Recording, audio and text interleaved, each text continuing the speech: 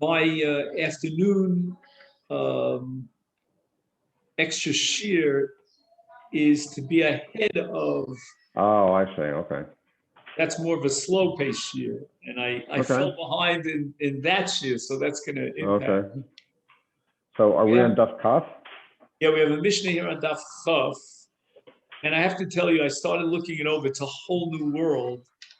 So even though we're not going to be able to accomplish all that much, we'll just sort of lay the groundwork, but it'll certainly help as we go on in this Masechet, because this is about Trumas Halishka.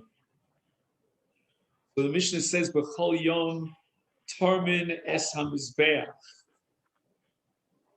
Now, tarmin es hamizbeach could really mean one of two things. It could mean cleaning out all the ashes from the mizbeach, or it could mean just taking aside just a small part of the ashes. So we're talking about the daily avoda that kicks off the day, so to speak, in the Beis Hamikdash, the first avoda of the day. And we're going to have a long discussion about when that avoda takes place. But what is the avoda exactly? The pasuk says, "Veherim es hadeshen, v'samo eitz al mizbeach." So the word veherim means just to take off a handful, like to scoop up a small amount. And then it says, "V'samo eitz al mizbeach." So you put it down in the azara next to the mizbeach. And basically, it reminds us of the mitzvah of Hafashas Truma, where chita achas poter sakri. There's no minimum amount. But what's strange here is the Rambam Shita. The Rambam in Hilchas Tmidim Musafin seems to, I don't know, I don't want to use the word confuse, but to equate the mitzvah of Trumas Hadeshin with the mitzvah of Hotzas Hadeshin. Now, Hotzas Hadeshin is an entirely different entity, because Hotzas Hadeshin means that it gets to the point where there's a backlog of ashes on the Mizbeach from all the different Haktaros and the Karbonos. And at some point, it's like the rubbish piles up. You have to get rid of it. That's called Hotzas Hadeshin. In fact, Hotzas Hadeshin is not putting it down next to the Mizbeach. Hotzas Hadeshin means taking it completely out of the Kodesh. We're not exactly sure how to reconcile the Rambam with our concept of Trumas Hadeshin. And that has to be taken under advisement. But let's go with Rashi Shita, which I think is a little bit more simple, that we're talking about Haramas Hadeshin. And that means just to take off a small amount of the ashes from the Mizbeach and put it on the side of the Mizbeach, on the Ritzvas HaZara, on the Sada Mizrach. And there was apparently, Rashi tells us, a miracle on a daily basis that somehow that small amount of ashes, which is called a kometz, it's only a fistful, would get magically absorbed into the ground on the side of the Azara. But the Mishnah wants to know, when does the clock strike time for Hotzas Hadesh, for Trumas Hadesh? And there are three possibilities. One possibility is some point in the middle of the night. One possibility is to delay it until daybreak. And then we're going to have a third possibility, which might be unique to Yomim Tovim, and that is that we do Hotzas Hadeshen even before the middle of the night. So basically, we have the earliest time, which is Yontif. We have the latest time, which seems to be on a daily basis, which is after daybreak. And then there seems to be a middle of the road that the time for Otzas Adeshin is midnight. Now, the Mishnah uses a very broad terminology. It says, number one, Bekriyas HaGever, which would probably mean daybreak. And we'll see what the word gever means. Let's assume it means the cockle-doodle-doo of the rooster. And gever is lashon zachar, so we're talking about a male rooster. But then it says in the Mishnah, o samachlo, that it doesn't have to be at that time, which means bein lefanav, bein liacharav. Sometime either before daybreak or maybe even after daybreak. Again, there's a lot of challenging new concepts.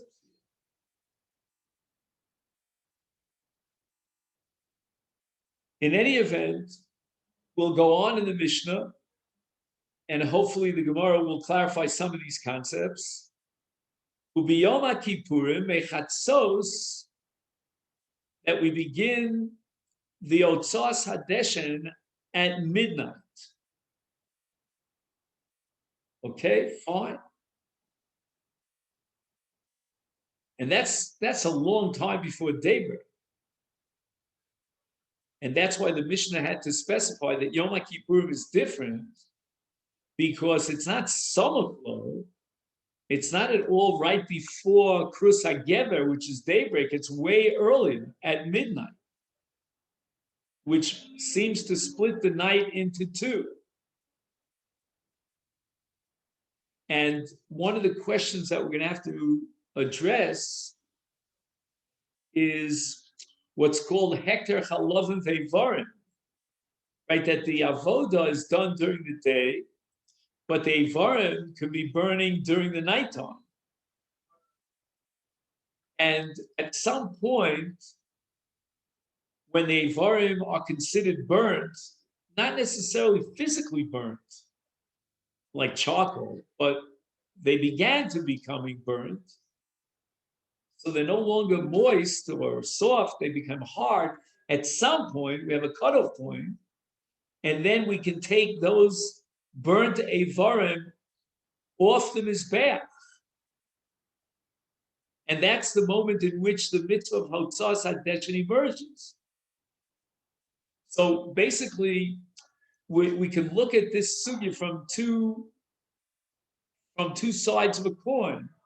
We can look at it from the positive side as a mitzvah of Veherim Hadeshen, and then we can look at it as a negative, meaning at what point does the mitzvah of Sreifas HaEvarim or Haktaras HaEvarim or Emurim terminate? And hopefully that's going to be an overlap. In other words, we're burning the Emurim of the Karbanos that were brought the previous day during the night that follows that day. And at some point, those Eivarim are considered as if they were already burnt. And at that point, we can remove them from the Mizbeach and fulfill the mitzvah of Hotzas Hadeshen. But what I'm telling you doesn't really make sense. I'll tell you why. It's like who most of love, who mefarku. I can slug up what I'm saying. Because the question of at what point do the Eivarim are considered burnt on the Mizbeach is a very relative question. You can't decide to look at the clock and say, boom, the clock strikes midnight. You know, it's time for Cinderella to run out of the ball. And at that point, we can start taking off Eivarim from the Mizbeach. That doesn't make any sense. It depends when the Eivarim were put on the Mizbeach. It may depend on the makeup and the thickness of the Eivarim. There are limbs that are fatter limbs and they get burnt on a lower, on a more gradual basis. There are thin limbs that get burnt almost immediately.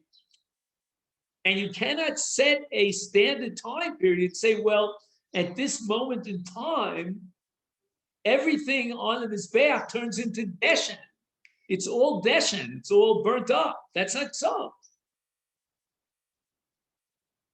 Obviously, if I put something on the Mizbeach immediately before Shkia, it's going to take a long time until it gets burned. But if I put something on the Mizbeach earlier in the day, those Eivarim might be burnt already with the beginning of the nighttime. So what does it mean when you set up the time for Tzas HaDeshen at midnight, at least on Yom Kippurim? And then just to complicate matters, Uber now we get to the Yontif, which is the latest period of time. That's even after Kriyas HaGever. Me'ashmura Harishona. Now we know that the night is divided up into Mishmaros, and the day is likewise divided up into Mishmaros. And it says that Totzas HaDeshen on Yontif, on the Regel, begins with the Ashmura Harishona.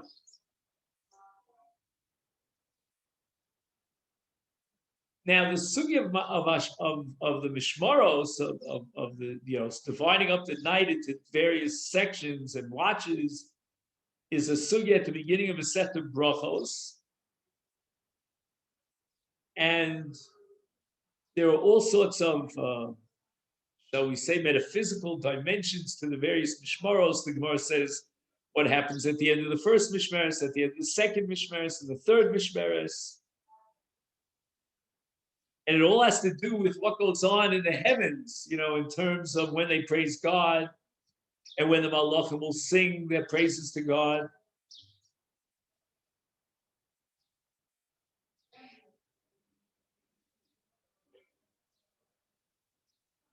So let's just see if we can go through the end of the Mishnah and then the Gemara and get some sort of a picture of what's going on here.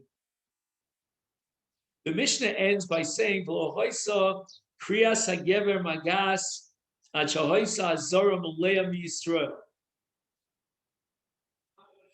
That, again, I'm not sure why the Mishnah has to tell us this, but it's emphasizing that by the time we got to Kriyas HaGever, which was the following morning, then on Yontif, on the Regalim, the Azara was full of people. It was an overflow of people in the Azara. This reminds us of the Mishnah in Psachim that speaks about what the Azara looked like on Erev Pesach, on the 14th of Nisan, when it was overflowing with people. So here too, during the 3 Regalim, everyone's bringing their korbanos for the regel. And during the course, let's say, for example, the Chagiga would be brought on the first day of the regel, but you still had Tashlumin for those who couldn't bring the Chagiga on the first day. So during the entire course of Yontif, the Chatzer, which is called the Azara, was completely filled, packed with people. And these were waiting for daybreak to bring their korbanos, so they came apparently early before daybreak, before Kriyas HaGever. But we don't know exactly why the Mishnah feels compelled to tell us this. Let's begin the Gemara. So the Mishnah, as we saw, discusses the mitzvah of Haramas Hadeshen. Now in Hassam, we have a Mishnah in Masechet Zvachim, Eivarim shepaku me'al gabe hamizbeach. What happens if during the course of Haktoras Haivarim, which took place during the nighttime, one of the Eivarim fell off the Mizbeach? Are we obligated to return it to the Mizbeach? Again, if it's completely burnt, it's not considered basar anymore. It loses its status as basar. It's gechalim. It's simply disintegrated coal. So then for sure you don't put it back in the mizbeach. But in between the beginning of the burning process of the Eivarim and Gechalim, there's a long distance in between. So at the first stage of the burning of the Ivarim, we still have meat that hasn't been burnt yet. It's still, let's use the word edible, meaning it's soft and it's still, we have Achilles Mizbeach, it's still edible for the Mizbeach. That for sure should be put back onto the Mizbeach. But then we have the gray area where the Avarim have begun to be burnt. They're not totally burnt, but they already are burnt. They have a certain hardness to it, and the heat of the fire of the Mizbeach has now caused somehow that some of the Avarim fell off the Mizbeach. Are we required to return them back onto the Mizbeach? And on this we have a Mishnah in Masechet Zvachim. The Mishnah says, "Kodem chatzos yachzir u'molim bohem liach chatzos lo yachzir v'ein molim bohem." And the Gemara is going to ask me nani milim. Why? Because this doesn't make any sense logically. As we said before, the question of whether or not the Avarim are burnt is a very relative question. It's relative to each case. How early, how late did he put it on the Mizbeach? How thick or how thin is the basar? And yet, the Mishnah establishes a deadline on the clock, and that's chatzos. If it's before chatzos, then you have to put it back on the Mizbeach. And since it's lo nases mitzvah, so the mitzvah of Aktara has not been fulfilled, then if you use them for your own benefit, for your own purposes, you violate Isa Me'ilah, you have to bring a Karban Me'ilah. If, on the other hand, it's after Chatzos, and at that point, any basar that was put on the Mizbeach is considered Nases Mitzvaso, and therefore a Molim. You do not replace these Avarim onto the Mizbeach after Chatzos.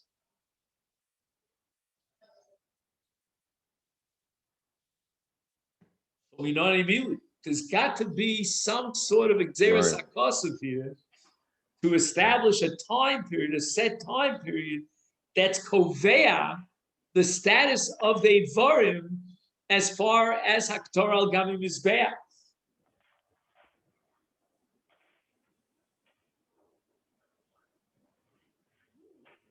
So imagine the following scenario. You put the Avarim on the Mizbeach before Chatzos, and 5 minutes later the clock strikes midnight, and it's Chatzos. And the Mishnah in Zvachim is saying, at that point, when the clock strikes midnight, the basar, which you put on the Mizbeach 5 minutes ago, is already Nases Mitzvasa. And if it falls off the Mizbeach, you don't put it back on the Mizbeach. And if you enjoy the benefit of that, you're not Chayav Mishum Me'ilah.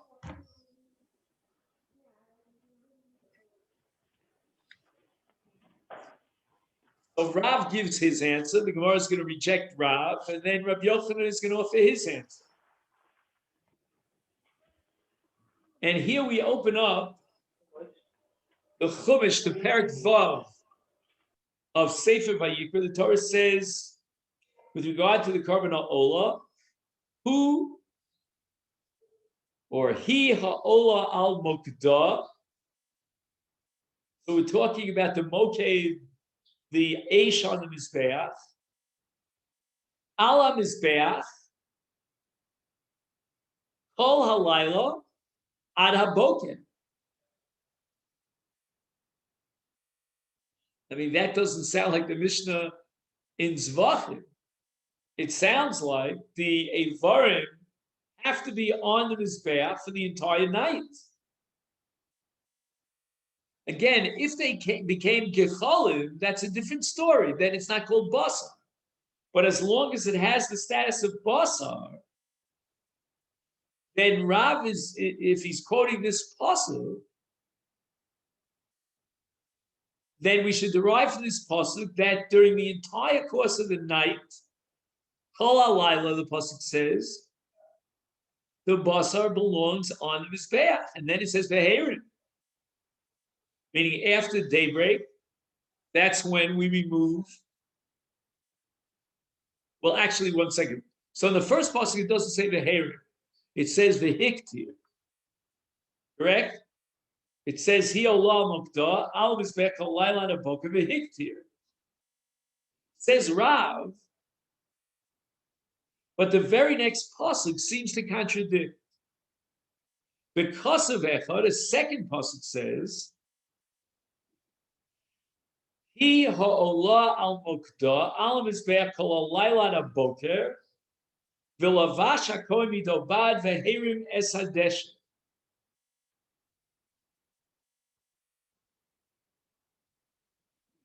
Now, once again, the pasuk seems to say kol halayla. So where is there a contradiction here that's going to force us to split the night into two halves? The first pasuk clearly indicates that you need the entire laila for the burning of the Ivarim on the Mizbeach. However, the second pasuk, which introduces the mitzvah of the Herim Esadeshen, implies that sometime during the night there should be a mitzvah of the Herim Esadeshen.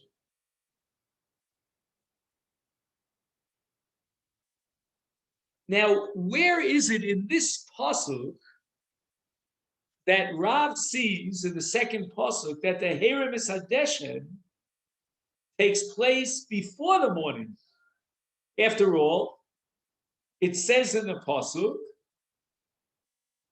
"Al alam is be'er kol halayla naboker." The Herim Esadeshen.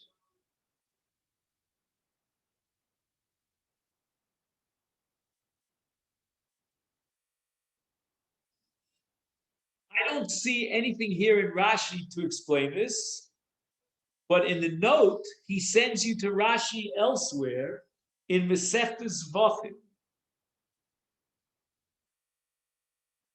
And Rashi introduces another element into this pasuk, and that is v'lavash hakohen midovad. The Kohen has to put on the ksonos. Now, the strange thing is that it doesn't say exactly when the Kohen should be putting on his ksonos. It could have said, Uba boker v'lavash hakohen midovad. In the morning, he should put on his ketones in order to do the avodah of haramas hadeshen. And if that be the case, from the fact that the Torah doesn't emphasize, which it should have, l'chora, that haramas hadeshen takes place only after the night is passed in the morning, and that's when the Kohen is going to wear his ksonos. It doesn't say that in the pasuk. It doesn't attach the Levishas HaKohen to Boker. And therefore, Rav understood, apparently, that when it says in the pasuk, Kol halayla ada Boker, it means that sometime before Boker, he should be involved in haramas hadeshen.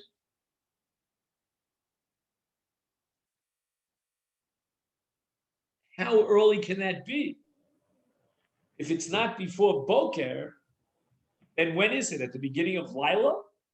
Once it's Lila, then the Ivarim, if they are not on the Mizbeach, they're already subject to Harama, and the Kohen will now fulfill his mitzvah of Harama and put on his begadim, ve'erim esadeshen. I mean, how do you reconcile that with the first pasuk that says Kol halayla? right? Ha'ol al mokta, ala mizbeach kol. It's got to be on the mizbeach kol. Yet you're telling me that this haromas hadeshen, so to speak, at the beginning of the light.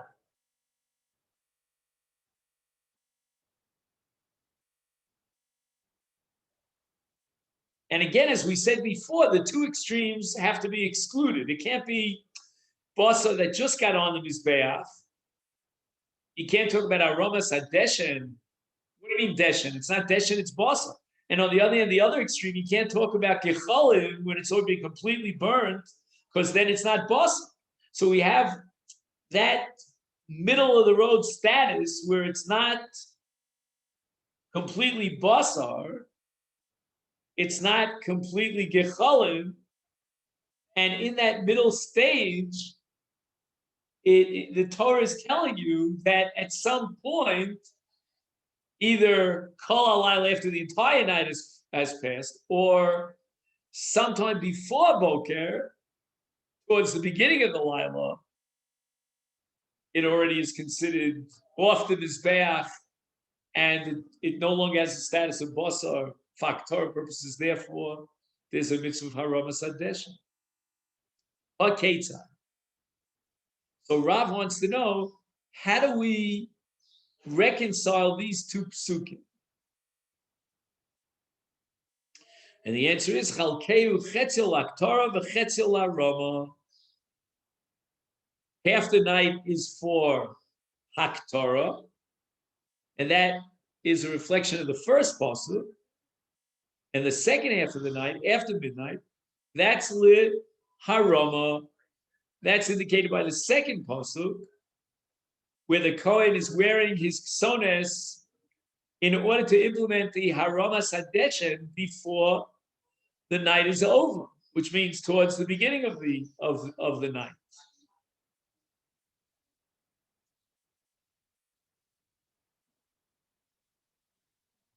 And because the Torah puts all the emphasis on a time period, with boker, with lila, that's going to determine on the clock exactly when the Haktorah has been completed vis-a-vis the Eivarim. And that's the Gzeres HaKosim.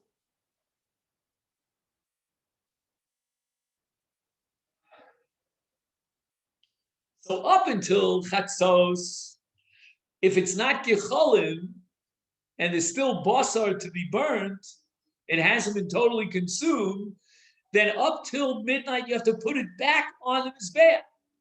After midnight, you don't have to put it back on the Mizbeach. I'm tempted to think that after Chatzos, you're not allowed to put it onto the Mizbeach.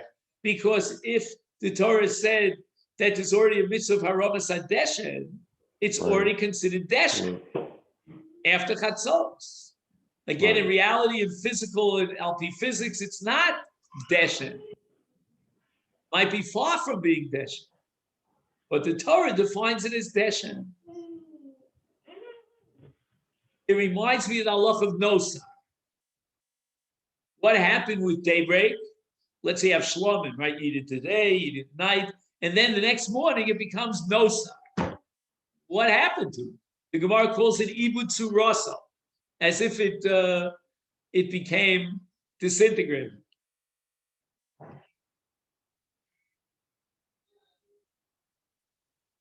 So the Gemara now rejects Rav. Masiv Rav Kahana, let's go back to our Mishnah. Bechol yom torm v'nesam mizbech mikriyas hagevro somuchlo bein milufan and bein lachora b'yom ha'kippurim mechatzos v'rgo meshmura harishona. Here we turn to the Avcha from Beis. Isal kedai tov mechatzos da'oraisa. If, according to you, Rav, the halach of haramas hadeshen, that mitzvah is chal da'oraisa with chatzos.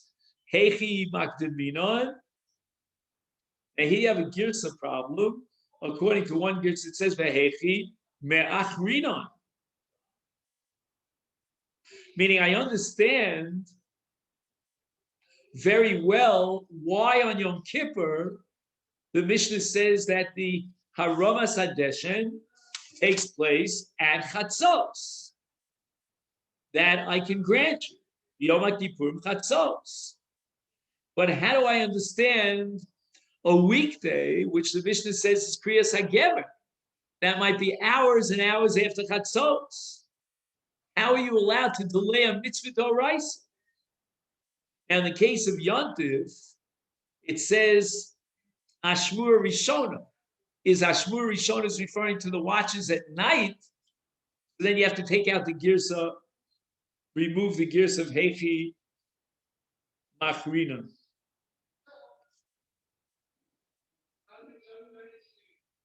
No. Just the opposite. Hechi Makdaminon is a reference to Regalim. That's Ashmur Rishona, the first third of the night. It's before Chatzos. How can you be Makdamin before there's a mitzvah Aromas Hadesha? You're undermining the mitzvah of Haktoras HaIvarim. And Hechi Machrinon in the case of a daily Trumas Hadesha, which the Mishnah says as Krus HaGever, which is later than Chatzos. So the Gemara now is looking high and low for a substitute derivation of this halacha in the Mishnah. Ella on Rabbi Yochanan. And Rabbi Yochanan goes back to the first pasuk that Rav quoted, Kosev Echad Omer Kol Halayla. Eini Yodea Shehu Ad HaBoker.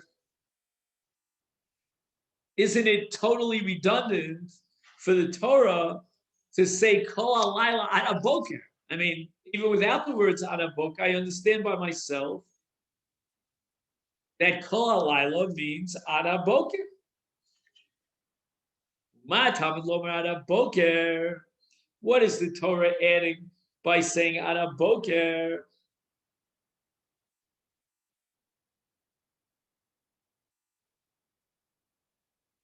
Ein Boker Libkaro Shalaylo.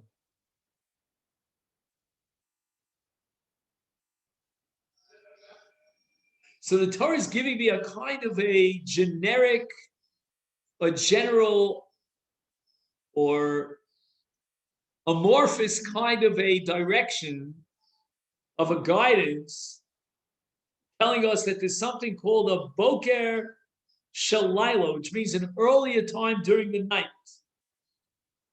So it's interesting. You and I would have said Ad HaBoker means wait till the morning. But Rabbi Yochanan is interpreting it Ad HaBoker means there's an earlier time, which is already called Boker. Right.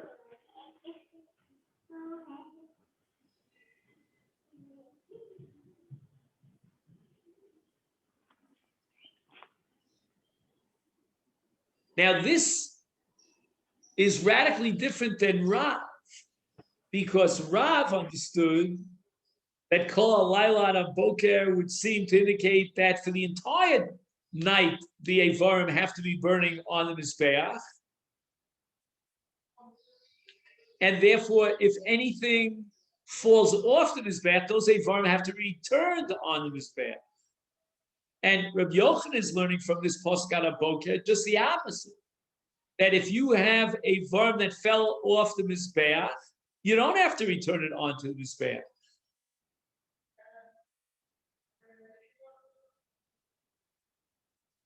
And that's called Pain Boker L'Bekara Shalayla. Now, as far as the mitzvah of Haramas Hadeshin is concerned, the Torah seems to indicate, according to Rabbi Yochanan, that after the entire night passes by, then you do the Haramas Hadeshin. So what is this Bekaro Shalayla, this earlier period of time?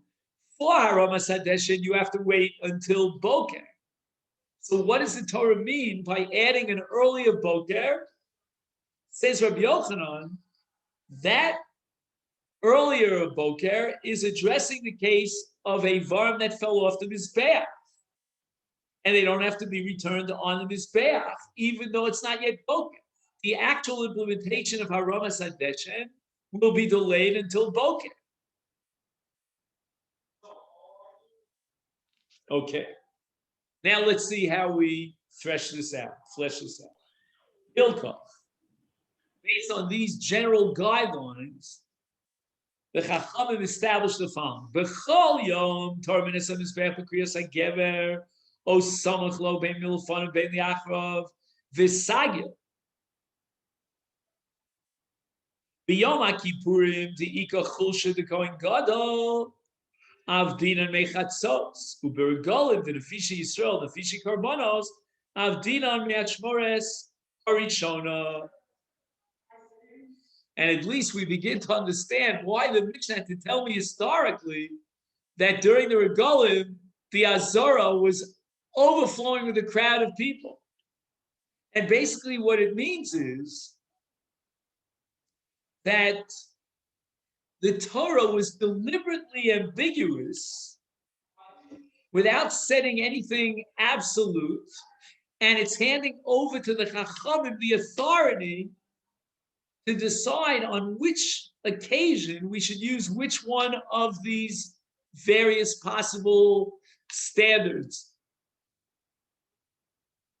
On a daily basis, there's no reason to rush the Aramas Hadeshen, and therefore we're going to take the pasuk of a Herim, which follows the words Ad Halayla literally, and we're going to say, let's apply the principle that Haramas Hadeshen begins with daybreak. There's no reason to push it early. But on Yom Kippur, the Chazal said we have a reason to begin it earlier, so that the Kohen Gadol will get a little bit of a rest after he does Haramas Hadeshen, especially true according to the Rambam who says Hatzos Hadeshen. Anyway,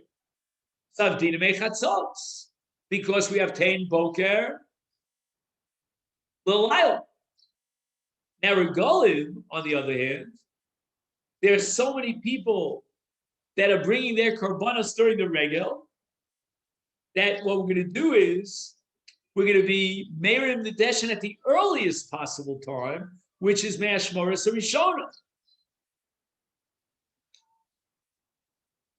So Tein Boker L'Bukar Shal Laila. The Torah is giving you different indications and different guiding rules, and we're going to apply these rules on different occasions in different ways. That's the beauty of Rabbi Yochanan. Whereas according to Rav says that there's a halacha d'oraisa of chatzos. How can we possibly delay until Krutz HaGever? And the rule of thumb, by the way, with regard to all mitzvahs, is Riza Makdimim l'mitzvahs. So the Torah says that the mitzvah of Haramas Hadeshen, according to Rav, begins with chatzos. Why would we consider delaying it until daybreak on a weekday? And not only that, which is Hechi Machrinon, but Hechi Makdimin, how can we possibly begin the mitzvah of Haramas Hadeshen on a Yontif before Chatzos? Comes along Rav, and he says, no, the pasuk is not dividing the night in half. But basically, the Torah is saying that something goes on during the entire night. How so?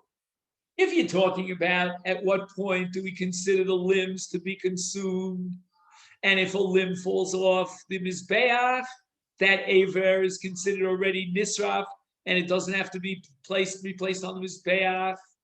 There, we're going to introduce the halach of Chatzos. But if you're talking about Haramas Hadeshen, that can take place later on, because Tein Boker L'Bukar Shal Laila.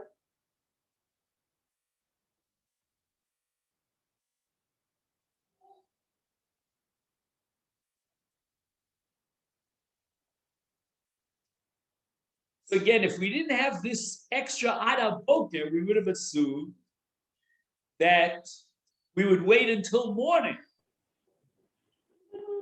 because the Torah says Kol Halayla.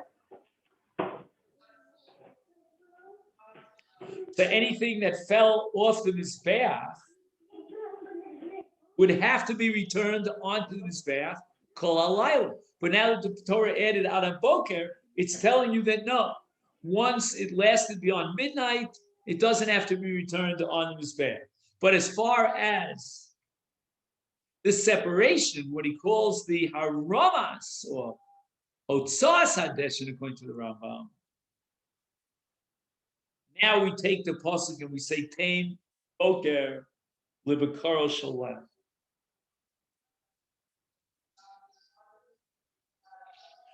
Which means that basically the entire Laila is muhshar for the mitzvah of Hotzas Hadesh.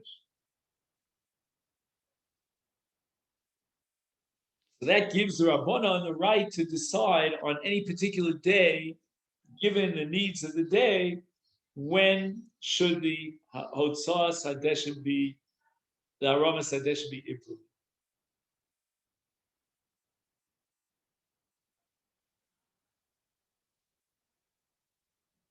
So let's go over this one more time. If it's during the course of the year on a regular weekday, so there's plenty of time, there's no rush, and you can begin the Hotzas Hadeshem at the latest possible time, which is before daybreak. Now we have to ask the question, one of the objections we raised against Rav was Rizim Makdim LeMitzvahs. Why not apply Rizim Makdim LeMitzvahs according to Rabbi Yochanan if the entire night is muhshar for the mitzvah of Hotzas Hadeshem? Why are we waiting until the morning? Right. So apparently there's another halacha here in the cheftza of the basar that is a kiyum sreifa as long as it's still burning on the mizbeach.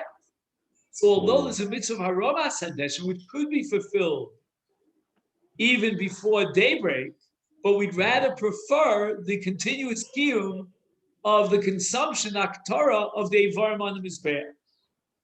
And we have no rush. Let the evarim continue to burn as they will, healthy, until just before daybreak. On the other hand, in the case of Yom Kippur, where all the avodah has to be done by the Kohen Gadol, we want to make sure that the Hotzas Hadeshin would be implemented at an earlier time, and he can begin that at midnight, and then he'll clear off whatever ashes he has. That's called Hotzas Hadeshin. Then we start with the Gizrei Eitzim, and we have to put up the wood on the Maracha. All these should be done with giving the Kohen Gadol plenty of leeway, plenty of time, so that by the time it's daybreak and he's ready for the Korban Tamid Shel Shachar, he's already got behind him all those earlier preparations that have to be done. And we'll give him a couple of minutes to rest. Now we get to Regalim. And on Regalim, the Visha Yisrael, the Visha Karbonos. So we have a great mass of Karbonos, a mass of people. There's going to be a great, vast accumulation of ashes of Deshen. And we want to clear them off as soon as possible. And that's called Kvod HaMizbeach, part of the mitzvah of Mora Migdash. And therefore, we want to get started as early as possible. Now, he has a note here. In the English translation, take a look at note number 8, and he offers two approaches here to the halacha of Rega. He says that because of the multitude of karbonos on Gimel Regalim, there's a vast accumulation of ashes on the Mizbeach. These were not cleared off the Mizbeach during the course of Yom Tov because the accumulation of the ash of so many offerings was considered covered on Mizbeach. So each morning, after a shovelful, that's Haramas Hadeshin, was separated, the remaining Deshen was piled up in a huge mound in the center of the Mizbeach. And this you'll see in all the pictures of the this bird's eye view of the Right, the Mizbeach. Mizbeach, You'll see that mound of ashes in the middle. Right. So the mound, he says, quoting the Mishnah Talmud, contained 300 kur of ashes. That's 675 cubic amos. Now, in order for the Hotzas, the Haramas Hadeshin to begin, so the preparation of the mound and the stacking of the wood for the Marocha on the Mizbeach had to be completed by daybreak. The daily Talmud would be offered at the first sight of daybreak, of light. And there were many, many karbonos, a multitude of karbonos that had to be brought. So we want to make sure that we've done whatever we have to be done earlier during the night, after the end of the Ashmor Rishon.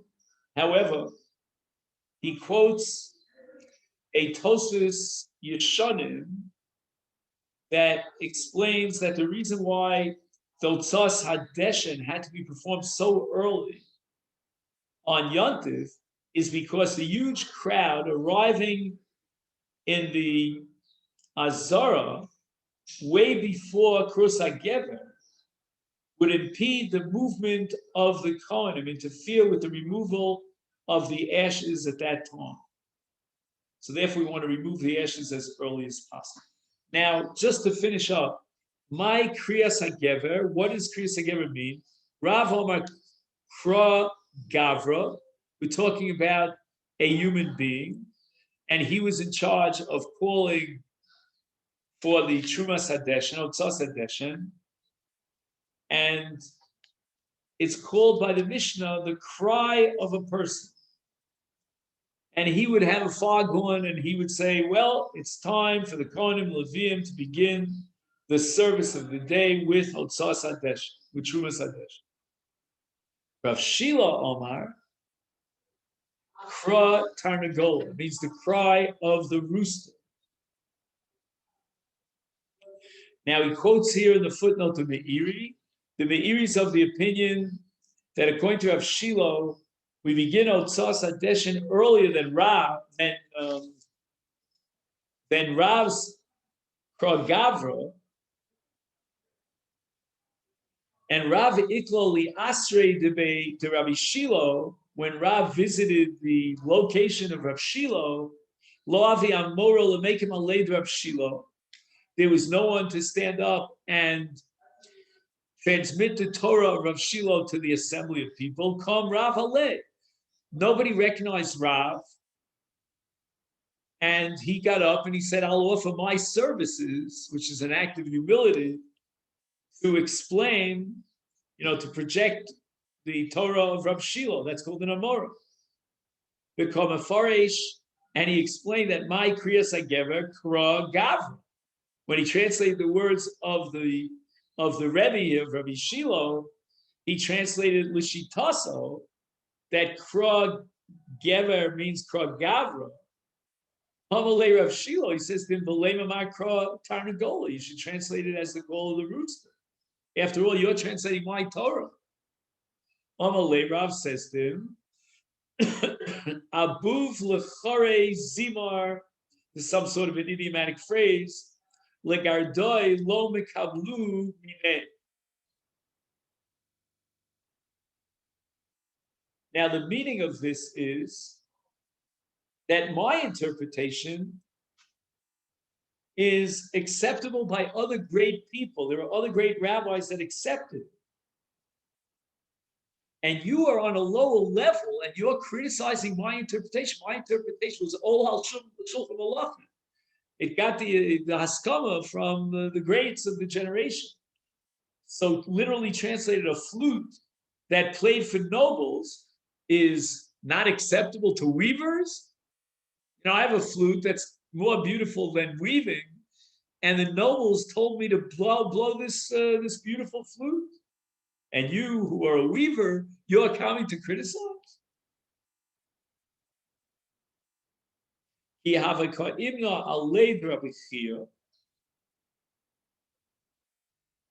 And now Rav wants to prove that his interpretation is correct. So he tells Rav Shilo a story that when I explained this Mishnah in the presence of Rabbi Chia, who is Rav's uncle, and I explained Kriyas HaGever means called Gavra, he didn't criticize me, he accepted my interpretation. At Amrisli Ema Kroi Tanagola, maybe it means the cry of the rooster. At that point, all of a sudden it dawned on Rav Shilo, who is this guy who stood up as an Amora, as a substitute because his first string Amora wasn't there? Amalei, are you Rav? Are you Rav? And he knew that Rav would always teach Torah in front of his uncle Reb Chia to get the Askama Reb Chia.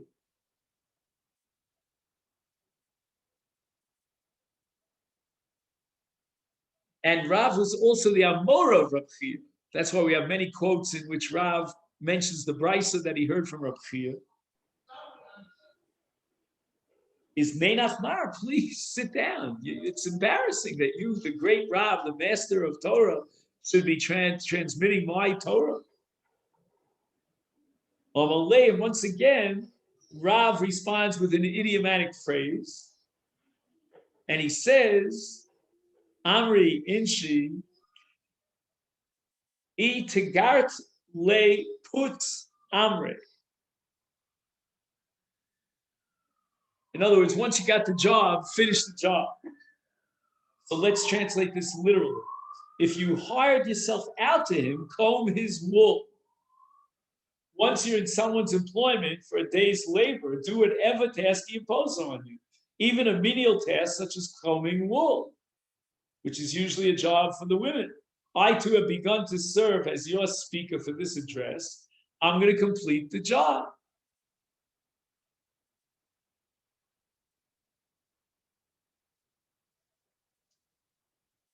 In